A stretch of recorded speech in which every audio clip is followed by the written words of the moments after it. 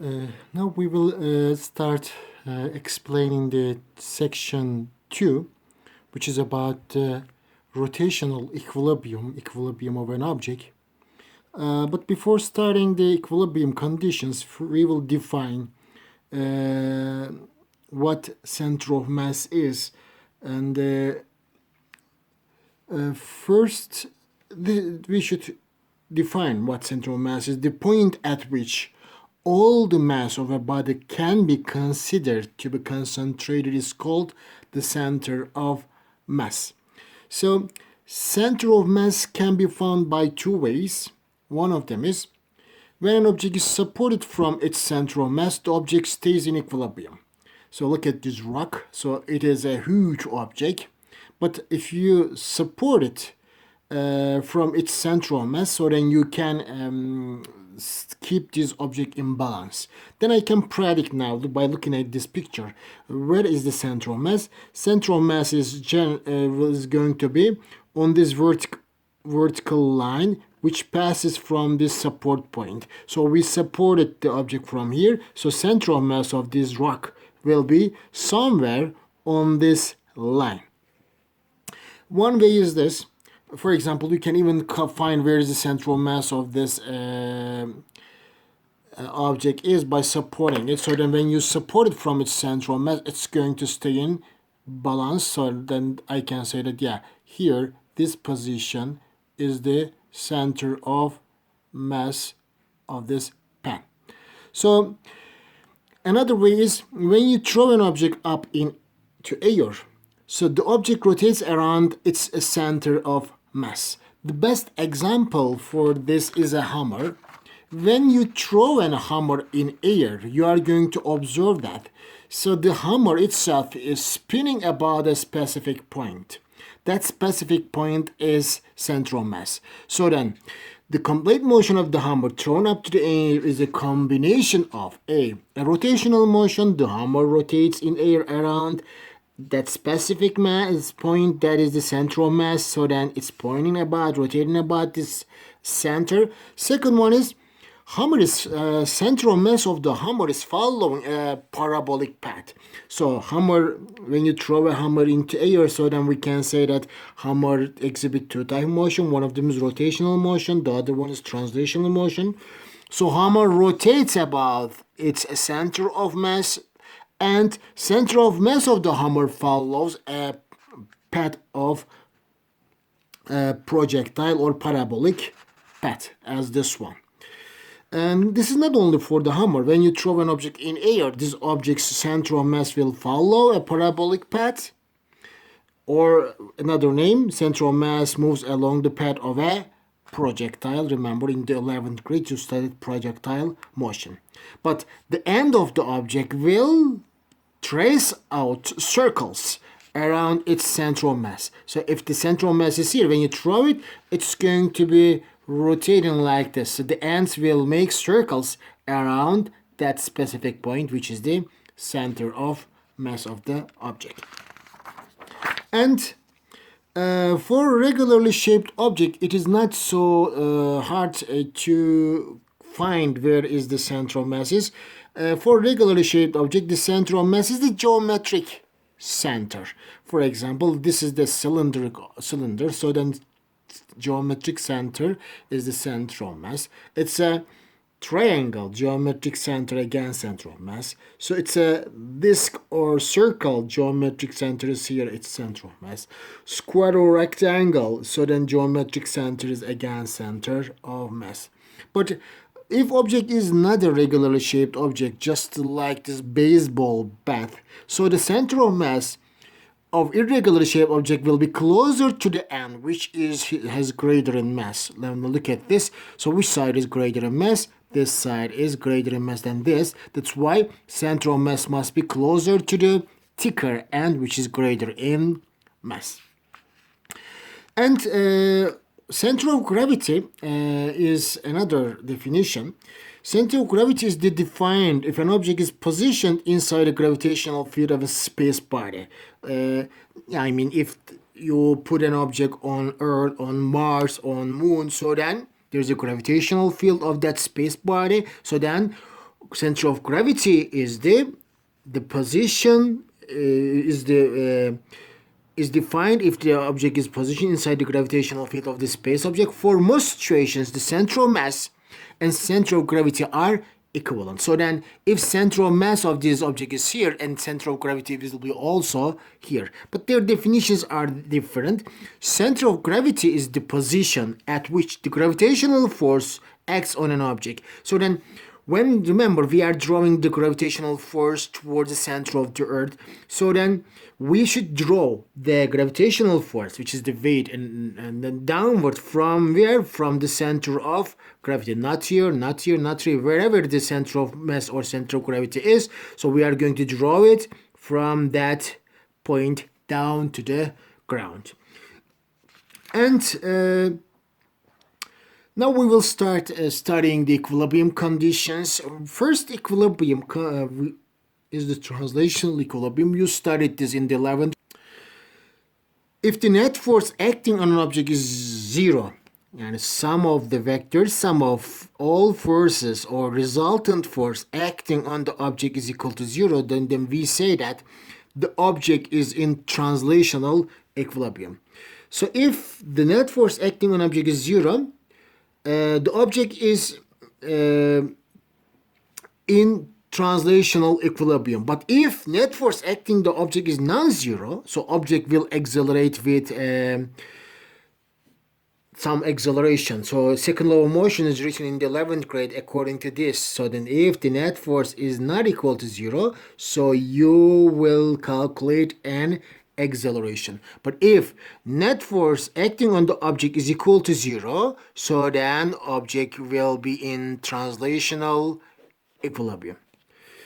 So if the net force on an object is zero, the object is said to be in translational equilibrium. But when we are studying the translational equilibrium, sometimes forces can act on horizontal, sometimes can act on in vertical, but sometimes can act in inclined. So that's why you should sometimes need to separate the forces into components. If net force acting on the object is equal to zero, which means sum of vectors, sum of the forces acting along the x-axis also must be equal to zero, or component of the forces along the y-axis must be equal to zero. The sum of the components of the forces must also be equal to zero. For example, this is one question. Look at here. There are two forces acting on the object along x-axis. One of them is in positive x, the other one is in negative x. So then calculate the magnitude and direction of the third force to keep the object in translational equilibrium. Yeah, and the sum of the force acting along the x must be equal to zero. One force is in positive x direction, the other one is in negative x direction. If the force is in positive x direction, you are going to write it as positive. If the force is in negative x direction, you are going to write it as negative. So then, F2 is in negative x direction, so negative 2.4. F1 is in positive x direction, positive 5.3. And third force, we don't know. When we add all these three, four, then we will get the result as a zero. In this case, if you calculate F3, you are going to get the result as negative 2.9. This negative sign indicates that F3 is in negative x direction. So then you can draw the third force must be in negative x direction with a magnitude of 2.9 Newton. And if the forces are in vertical, for example, like this, along the y-axis, so the question is asking, calculate the magnitude and direction of the third force to keep the object in translational equilibrium. This object must stay in translational equilibrium. Okay, again, sum of the forces acting along the y must be equal to zero. But here, positive y, if the force is pointing in positive y direction, you are going to write it positive. If the force is acting in negative y direction, you are going to write it as negative. Now let's start. 3.8 is the F1. It's acting along positive y direction, so then positive 3.8. But the second force, 8.7, is acting downward in negative y direction, so it is negative 7. It's 8.7. Third force, we don't know. We will find it. Is it positive or negative? We will find it at the end. So it's equal to zero. So we got the result is positive 4.9 Newton, which means the third force must be in positive y direction. So then I am going to draw it. Its third force will be in positive y direction with magnitude of 4.9 Newton. So this is the translational equilibrium part, and which is the 11th grade part. You should be familiar with this types of questions from the 11th grade. And but this is just a quick revision about that because they are important for studying the questions about the rotational equilibrium too. And now we will study the rotational equilibrium part. Remember, in translational equilibrium, the net force acting on the object must be equal to 0. So then we said that there is a translation equilibrium. And here, of course, rotational analog of force is the torque. That's why we are going to talk about the net torque. So in rotational part, if the net torque acting on an object is positive, remember we said that the object is counterclockwise rotation start. We talk about this in section 1. If the net torque is negative, a clockwise rotation starts. So then we studied both cases in the section 2.1. But what if the net torque is equal to 0 and sum of the four torque acting on an object is equal to 0? So rotation does not start. So this is the condition for rotational equilibrium. So then if the net torque on an object is 0, so net torque acting on an object is equal to 0, the object is said to be in rotational equilibrium, which means object will, if it is object is initially at rest, it will stay at rest. It will not start rotating. So then we learn two conditions. For an object to be completely in equilibrium, so then 11th grade condition, rotational equilibrium must be provided, which means, which is also known as first condition for equilibrium. So sum of the force acting on the object must be equal to 0, and rotational equilibrium must be also provided. So first translational equilibrium must be provided, sum of the force acting on the object is equal to, and also provided rotational equilibrium, which is the second condition for equilibrium, sum of the torque acting on the object must be equal to 0. If these two conditions are provided, then we can say that yes, this object is in complete equilibrium. So first condition equilibrium is translational equilibrium, sum of the force acting on the object is equal to 0. Second condition of equilibrium is the rotational equilibrium, sum of the torque acting on the object is equal to 0. So we will now try to apply these two rules in the problems. Okay, this is one of the most popular problem, and then the ministry exam question 4 times asked, and I'm going to solve first this one. And then a man weighs 720 Newton stands on a light board. When it says light board, you will understand it is weightless. Of length 2 meters that is fixed on two support at its extremities. Extremities means ends. So then I'm going to draw a light board, a long board. So this is the board. And this is 2 meter long board, 2 meter long. So I'm going to represent the length of this board that is fixed on two supports. We will locate two supports where extremities ends, one end and other end. There are two supports. Because it is light board, I cannot draw a gravitational force on this board.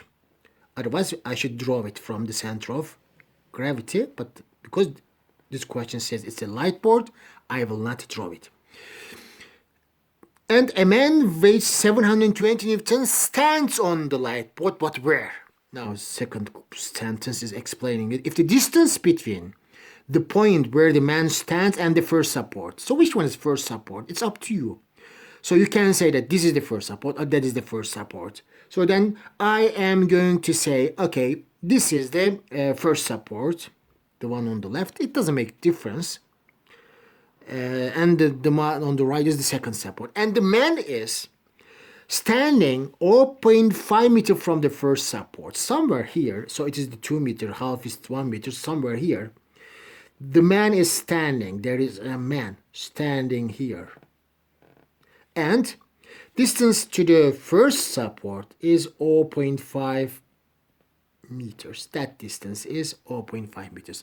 Of course, this man has a weight 720. Then this man will be pushing the light board down to the center of the earth. It's pushing down with a force of 720 Newton, which is the weight of the man. There is one force acting down, and the question: what is the force exerted by the first support? There are two supports. Each support is exerting a force on the beam, because this light board is pushing the supports down, but supports are given reaction up. So each support is pushing or applying a force in upward direction. So first support acts a force Fn1, normal force. Second support acts a force Fn2, which is the normal force by the second support. And we will find what is the force exerted by the first support. Fn1 is the question. We will find this. Okay. So then, for solving this problem, first we should know something. Now this light board is in equilibrium, which means sum of the forces acting on the object must be equal to 0. Yani Fn, Fn1, Fn2 plus this Fg, which is 720, sum of them must be equal to 0, first condition. And also, sum of the torque produced by each force, yani net torque acting on the beam the board must be equal to 0. So I'm going to apply the second condition, because first condition does not help me to find Fn1 and Fn2 because there are two unknowns now.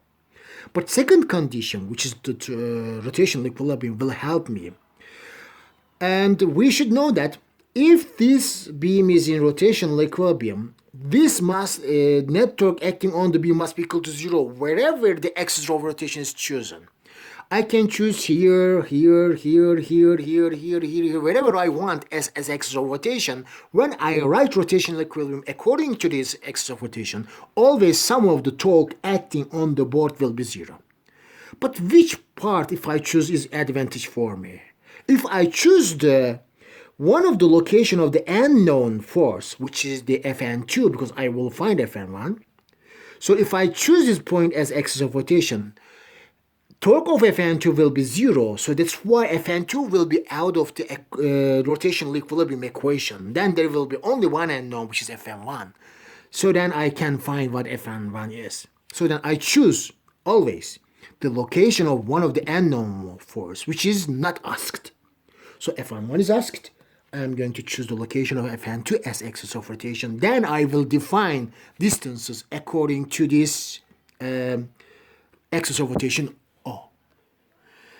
Okay, then, so we know that this is an axis of rotation. We decided it like this. Distances from first axis of rotation, I am going to show them by red again. From 720 to axis of rotation, it is how much? This is equal to, total distance is 2, length of the rod. This is 0.5, so that must be 1.5 meters. And from the Fn2, second force is Fn2 to the axis of rotation, distance is 2 meters.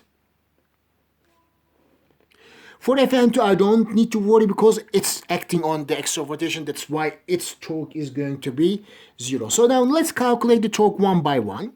So this force produces a 0 torque because it's acting on axis of rotation.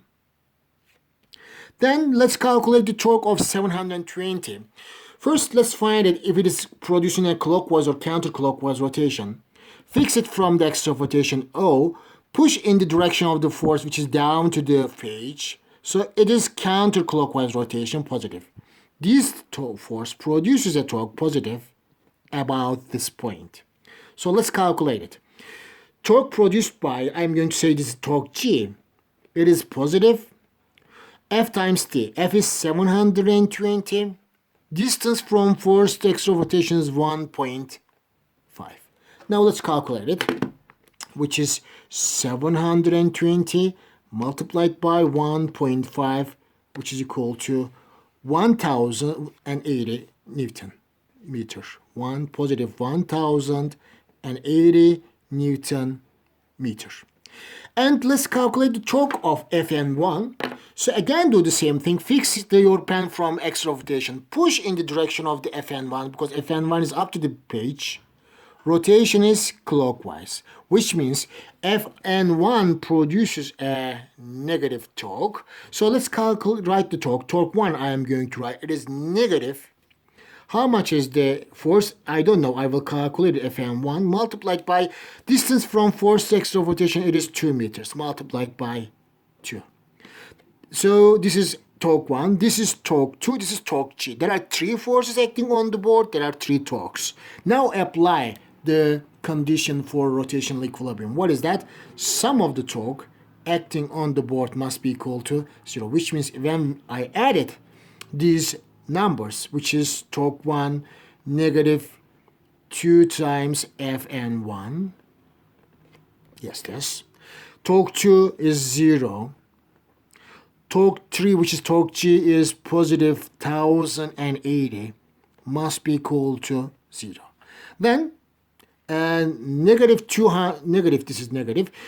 This negative, if I take it at the side, is positive, or do it like this. 2Fn1 is equal to negative 1080.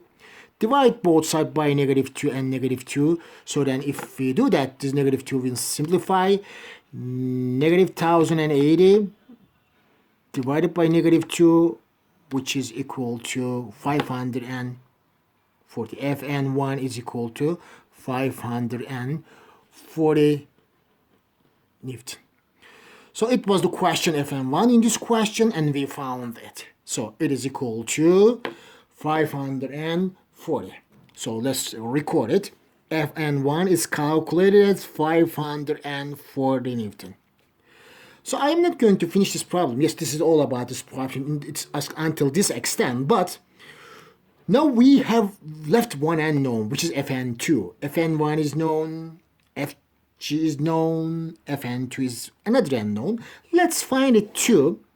If there is just one unknown force, the simplest way is to use the translational equilibrium, which means sum of the force acting on the object on the board must be equal to 0. Because all forces are in vertical y-axis, sum of the forces acting on the y must be equal to 0. In translational equilibrium, we don't care about the torque. We don't care about rotational equilibrium. We only care about the forces are in positive y direction or positive negative y, or positive x or negative x. That's all. So Fny is in positive y direction. So that's why I'm going to add it at positive 540. Fn2 is in positive y direction, positive Fn2. But Fg is in negative y direction, negative 720. So then I can make them equal to 0. As you see, there's one unknown, so I can find it. So Fn2, so let's add positive 540, negative 720, which is equal to negative 180, which is equal to 0. So then Fn2 becomes 180 Newton. So if they ask both forces in the exam, so first I will apply the rotational equilibrium, which is the condition for rotational equilibrium. Sum of the torque acting on the object is equal to 0.